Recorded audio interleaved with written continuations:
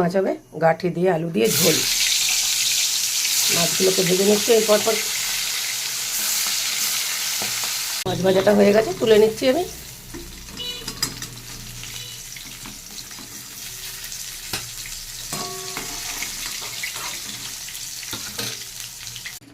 Half চামচ কালো জিরে আর গাঠি আলু, পরিমাণ মতো নুন,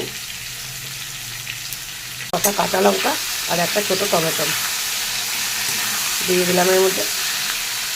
শুধু এর মধ্যে দেওয়ার আছে হলুদ, দিয়ে দিচ্ছি 1 চামচ হলুদ। দিয়ে সেটা কষিয়ে জল দিয়ে দেবো। মশলাটা কষানো হয়ে গেছে, দিয়ে দিচ্ছি পরিমাণ মতন জল,